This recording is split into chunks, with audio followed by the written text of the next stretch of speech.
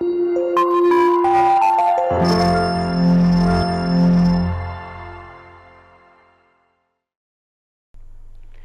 students, hope you all are doing good. Today we are doing a chapter named Early States. What we are going to read in this chapter about the Janpads and Mahajanpads, types of government, sources of information, life in the Mahajanpads, and about a case study. In the later Vedic period, the tribal organization changed their identity and gradually started shifting into a territorial identity called Janpad or states. In this transition from tribe to monarchy, they lost the essential democratic pattern of tribe but retained the idea of government through an assembly representing the tribes. These states consisted of either a single tribe like Shakyas and Molas or people from Ganga Valley called Aryans. They did not incorporate people outside the Aryan pole. There was therefore a strong consequences of the pure land of the Aryans called Aryavrat. Each Janpad tried to dominate and subjugated other जनपद to became a महाजनपद. Letter वैदिक period में जैसे हमने पढ़ा, tribal organisation जो थे उन्होंने लोगों ने शिफ्ट होना शुरू कर दिया था. एक टेरिटोरियल आइडेंटिटी वो बनाने लगे थे, जनपद एक ग्रुप स्टेट बनाने लगे थे, इंपॉर्टेंट स्टेट बनाने लगे थे जिनको जनपद कहा जाता था. और इस तरीके से जो ट्राइब से वो किस में चेंज हो गए, मोनार्की में चेंज हो गए. एक ट्राइबल ग्रुप से वो धीरे धीरे गवर्नमेंट की फॉर्म में चेंज हो गए. अब दी स्टेट कंसिस्टिंग ऑफ इधर अ सिंगल ट्राइब लाइक शाक्यास. अब इन जनपद में क्या होता था, या तो एक सिंगल ट्राइब होती थी, जैसे कि कोई एक शाक्यास की ट्राइब है तो वो एक शाक्यास का जनपद था, या आर्यंस की ट्राइब है तो वो आर्यन का जनपद था. इस तरीके से जो आर्यन लोग रहते थे उनको आर्य, उस लैंड को आर्यवर्त कहा जाता था. और हर एक जनपद अपने आप को सुपीरियर बताना चाहता था और अपने आप को महाजनपद घोषित कराना चाहता था.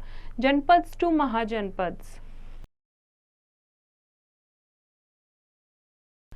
The term Janpad is a compound composed of Jana meaning the tribe and Pada meaning foot. Thus, its literal meaning is realm, territory and subject population. The political process among ancient Indo-Aryans started with semi-nomadic tribal unit called Jana. जनपद क्या होता है, जहाँ पर लोग रहते थे. जन मीन्स पीपल एंड पद मीन्स फूड. जहाँ पर लोग रहते थे उनके ग्रुप को क्या कहते थे, जनपद कहते थे. Early Vedic text reveal about several janas और tribe of the Aryans living in semi nomadic tribal state, fighting among themselves and with non Aryan tribe for cows, sheep and green pastures. In due course of time, these early Indian Iron Age Rigvedic Janas coalesced into geographical fixed Janpad. In the 6th century BC, they were the realms of the Vedic Indus, and as 16 classical Mahajanpad evolved in India. और इस तरीके से ये आपस में जनपद fight करते रहते थे. इस तरीके से अमर्ज होके 16 बेसिक महाजनपद निकले. They were formed to defend their land from rivals. They were governed by rulers और rajas, each having their own army and capital. अब जो ये 16 इंपॉर्टेंट महाजनपद थे, this is the Mahajanapada map. जो इंपॉर्टेंट 16 महाजनपद है उनका मैप आपको दिया गया है. अब इन महाजनपद को रूल करने के लिए एक राजा होता था और खुद की आर्मी होती थी, खुद की कैपिटल होती थी. To become prominent, kings aimed to reflect their prosperity and power by fortifying their kingdom. अब अपने आप को अमीर दिखाने के लिए किंग क्या करते थे, अपनी प्रोस्पेरिटी शो करने के लिए, पावर दिखाने के लिए अपनी जगह को, जहां वो रहते थे, अपने टाउन और सिटीज़ को फोर्टिफाइड एक किले के रूप में बना देते थे. 4 दीवारी से उसको कवर कर देते थे और उसी किले में थाउजेंड ऑफ पीपल एक साथ रहते थे. The king maintained large armies who were paid regular salaries by using punch marked coin. और जो किंग थे वो एक बहुत बड़ी आर्मी बनाकर रखते थे. जैसे हमने पहले पढ़ा था, आर्यंस की कोई आर्मी नहीं होती थी. पहले के जो लोग थे, जब ज़रूरत होती थी तो वो ट्राइब से एज ए आर्मी लोगों को हायर करते थे.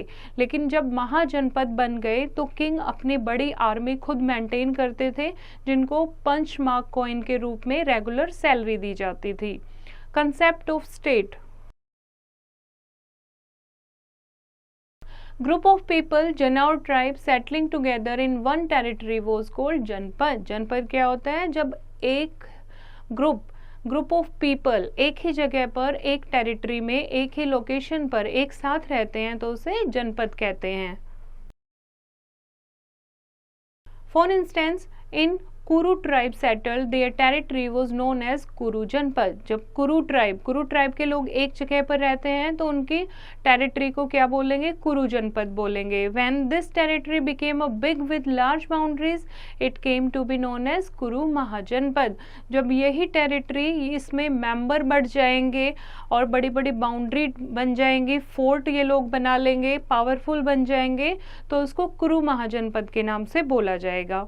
Now reasons for their formation. क्यों स्टेट क्यों बनी, क्यों ये जनपद बने? जनपद बने अपनी क्रॉप को डिफेंड करने के लिए, लैंड ट्रेड सेटलमेंट को सुरक्षित रखने के लिए. The states were governed by rulers और rajans having their own army and capital. और ये स्टेट्स थी, इनको दुश्मनों से बचाने के लिए, राइवल ट्राइब से बचाने के लिए जो राजा थे वो रूल करते थे, जिनके पास खुद की आर्मी और खुद की कैपिटल होती थी. Now did you know Early monarchy had a regular professional standing army. In a republic, each Raja was free to maintain his own army under his सेनापति. हर एक मोनार्की के अपने प्रोफेशनल आर्मी होती थी और उस आर्मी को मेंटेन करने के लिए एक सेनापति होता था. Now types of government. 2 type की गवर्नमेंट थी उस time. First is monarchy and second is republics. Monarchy में क्या होता था? These kingdom were ruled by the hereditary kings और monarchs. The king was very powerful and maintained a large army. He collected taxes from different sources. The example of this form of Mahajanapada are Magadha, Kosala, Vatsa and Avanti. Monarchy में क्या होता था? एक hereditary king rule करता था जिसको monarch कहते थे, और वो किंग बहुत पावरफुल होता था जिसके पास बड़ी आर्मी होती थी, लोगों से टैक्स कलेक्ट करता था अलग अलग फॉर्म में, जिसके एग्जाम्पल हैं for example Magadha, Kosala, Vatsa and Avanti. Republic government क्या होती थी? A kingdom of this type was ruled by a clan headed by a king who was elected by the common people. इसमें क्या होता था? एक किंगडम होता था जिसका हेड कौन होता था? वहाँ के कॉमन पीपल जिसको इलेक्ट करते थे. Buddha belong to such gana sangha ruled by the Shakya clan. Gautam Buddha थे, वो भी इसी टाइप के एक रिपब्लिक क्लैन से बिलोंग करते थे, शाक्या क्लैन से. A republic could also be a confederacy, that is a number of tribes under a single government. Republic government में बहुत सारी ट्राइब भी हो सकती थी जो कि एक सिंगल गवर्नमेंट में आ सकती थी. एंड सच गना संघा were found in the foot hill of the Himalayas, Punjab and north west India. इनका एक एग्जाम्पल है रिपब्लिक महाजनपद का, जैसे कि गना संघाज जो कि हिमालय, पंजाब और नॉर्थ वेस्ट इंडिया के रीजन में जो लोग रहते थे उन्होंने मिलके बनाया था. वो एक डेमोक्रेटिक मैनर से काम करती थी जिसके अंदर बहुत सारे और भी ट्राइब थे, जैसे कि वाजी एंड राजा, सेनापति इसमें होते थे, कर्मकारा होते थे जो लेबर्स को बोलते थे, एंड कर्मकारा और वीमेन थी, उनको इजाज़त नहीं होती थी ऐसी असेंबली में भाग लेने के लिए. Next is sources of information. The Vedic text, mainly the ones composed during the later Vedic period like the Samved, Yajurved and Atharvaved, Brahmans and Upanishads are the main sources about this period. We also come to know about the life of the people from the Buddhist texts like the Jataka tales. The Digha Nikaya, a famous Buddhist text, gives us an account of Vajis. कैसे हमें इन महाजनपद के बारे में पता लगा है? हमें पता लगा है जो हमारे 4 वेद हैं उनसे हमें पता लगा है. उनके अलावा जटाका टेल्स है, दिघा निकाया है, इनसे हमें काफ़ी कुछ पता लगता है. Now life in the Mahajanapada. कैसी लाइफ थी महाजनपद के लोगों की? First is agriculture. Agriculture prospered in most of the Mahajanpads as they were located in fertile areas. The republics, however, were mostly in less fertile or hilly regions. महाजनपद जो होते थे वो कैसे फर्टाइल एरियाज़ में रहते थे, तो यहाँ एग्रीकल्चर बहुत अच्छी होती थी, जबकि जो रिपब्लिक गवर्नमेंट के अंडर थे वो लेस फर्टाइल और हिली रीजन्स में रहते थे लोग। Iron came to be used widely in the making of plowshares, hoes, and various other farming tools. Many canals and wells were dug to improve irrigation. The farmers learned to use manure. Farmers को खाद का use करना आ गया था और ज़्यादा से ज़्यादा वो राइस की खेती करते थे। ट्रांसप्लांटेशन वो करने लगे थे। सैपलिंग के द्वारा भी वो खेती करने लगे थे और बहुत सारी जो टेक्निक थी फार्मिंग की वो इस टाइम पे इम्प्रूव हो चुकी थी। Generally 2 crops were grown in a year, और जनरली एक साल में 2 फसलें उगाई जाती थी। Administration Since the Mahajanpad were huge in size, a king maintained a large and strong standing army for the purpose of security. महाजनपद बहुत बड़े होते थे, इसीलिए राजा को एक पावरफुल स्ट्रॉन्ग आर्मी बनानी पड़ती थी अपनी सिक्योरिटी के लिए। The soldiers received regular salary in the form of coin called कृषापाना। Now revenue क्या होता है? टैक्स कलेक्टर होते थे जो कि लोकल पीपल से, कॉमन पीपल से टैक्स कलेक्ट करते थे। टैक्स मनी की फॉर्म में या किसी भी गुड की फॉर्म में टैक्स दिए जाते थे। Land tax fetch the maximum revenue. A share bhaga of 1/6 of the agriculture produce had to be given as tax. जितना भी टोटल प्रोडक्शन होता था फार्मिंग में उसका 1/6 एज टैक्स दिया जाता था, और क्राफ्टमैन और मर्चेंट थे उनको भी रेगुलर टैक्स देना पड़ता था। Sometime taxes had to be paid in the form of unpaid labour, और कई बार टैक्स किस फॉर्म में होते थे? अनपेड लेबर, वो स्लेव दे देते थे, लेबर दे देते थे। The revenue collected was spent on paying salaries to the people in administration, on public work like construction of road and canals, and on maintaining the standing army.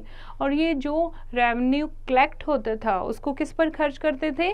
जो administration में लोग काम करते थे उनकी सैलरी देने के लिए, और वहाँ पर महाजनपद में रोड और कैनल बनाने के लिए, और आर्मी को मेंटेन करने के लिए।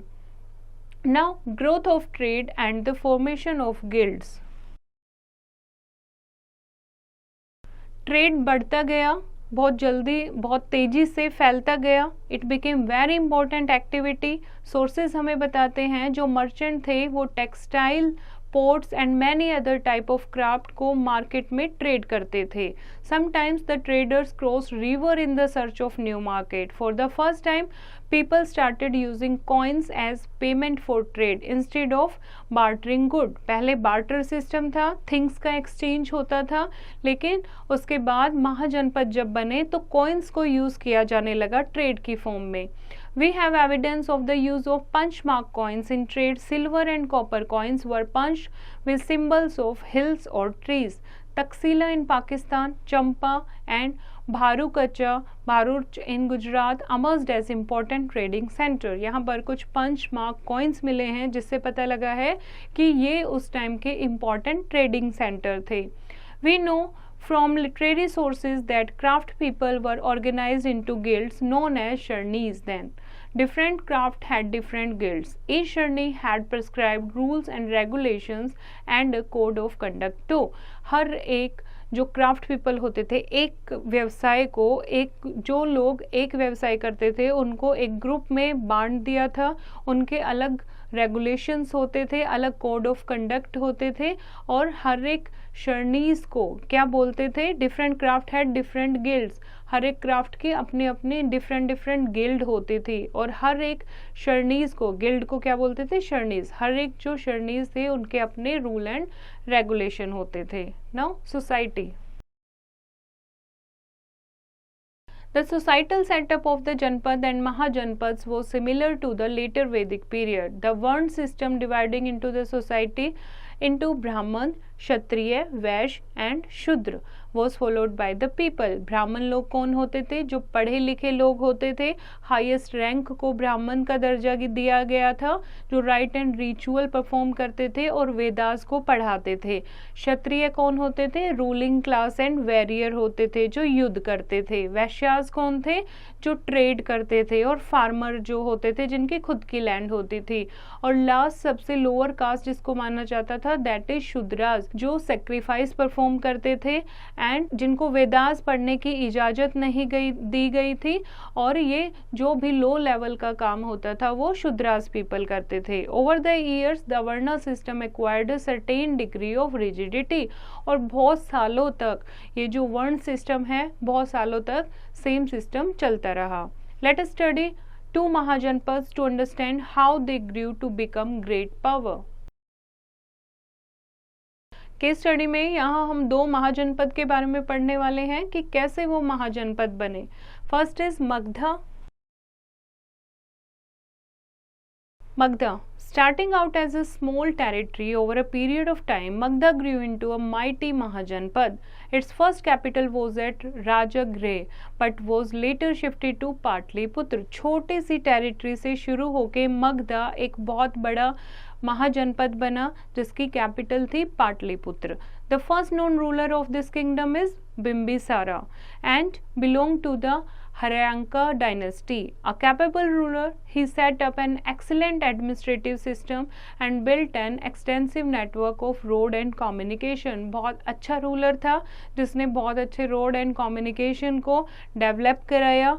He patronized sages and we find that both the Jains and the Buddhists claimed him as their devotee। He strengthened his position by annexing the neighboring state of Anga और अपनी territory को बहुत ज़्यादा increase किया था। He patronized sages, साधुओं की respect करते थे। जैन एंड बुद्धिस्ट दोनों रिलीजन उस टाइम इस डायनेस्टी में आपको देखने को मिलेंगे। Around 493 BC, Bimbisar's son Ajatashatru killed his father and seized the throne। 493 BCE में बिम्बिसारा का बेटा अजातशत्रु वो अपने फादर को मार देता है और खुद वहाँ का रूलर बन जाता है। लेकिन वो भी एक was an efficient ruler and was also considered fair and just। Like his father, he too had an interest in religious matters, especially in Buddhism। अपने फादर की तरह उसका भी रिलीजियस मैटर में बहुत इंटरेस्ट था, specially in Buddhism. Ajatashatru shifted his capital to Patliputra। He annexed Kosala and Varji, but after his death in 461 BCE, the kingdom started disintegrating। उसने भी अपने एम्पायर को और स्प्रेड किया, लेकिन उसके डेथ के बाद जो मगधा का किंगडम था वो डिसइंटीग्रेट होना शुरू हो गया था।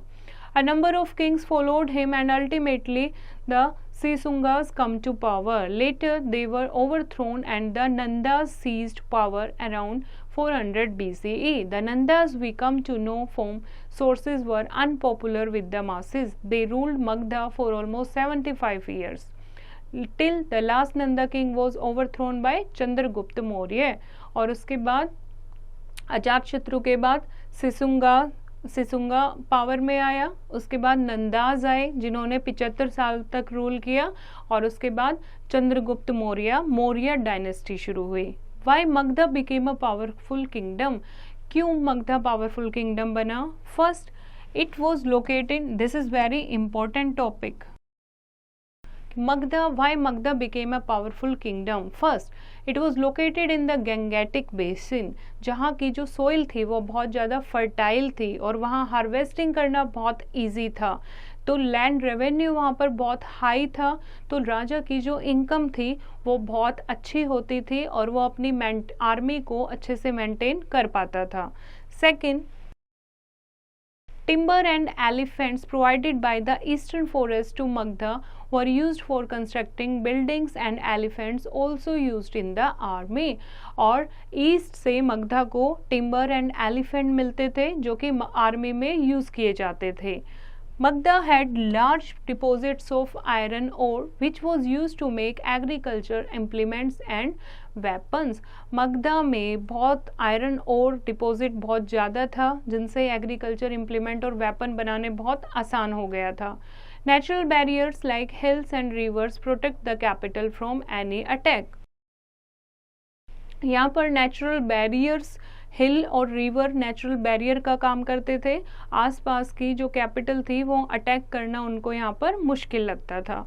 सेकंड इम्पोर्टेंट महाजनपद था वाजी. Vaji, the Republic of Vaji or Varji with its capital at Vaishali was also located in modern day Bihar. It was a confederation of 8 to 9 clans, of which the Lichachvi were the most powerful. It has the following feature. ये Republic type of महाजनपद था जिसमें 8 से 9 clan तक एक साथ रहती थी, जिसमें लिच्छवी जो क्लैन थी वो सबसे ज़्यादा पावरफुल थी. वाजी के क्या इंपॉर्टेंट फीचर थे? First, the confederacy was ruled by a tribal republic. It consisted of several संघास. Each had one head or राजा. अलग अलग संघास बनाए हुए थे जिसका हर एक संघ का अलग हेड होता था जिसको राजा कहते थे. The main sanghas were Lichchhavi, Mallas etcetera. और मेन संघास कौन से थे? लिच्छवी ग्रुप था, Lichchhavi tribe and Mallas tribe. Eminent people were chosen from each of these as representative.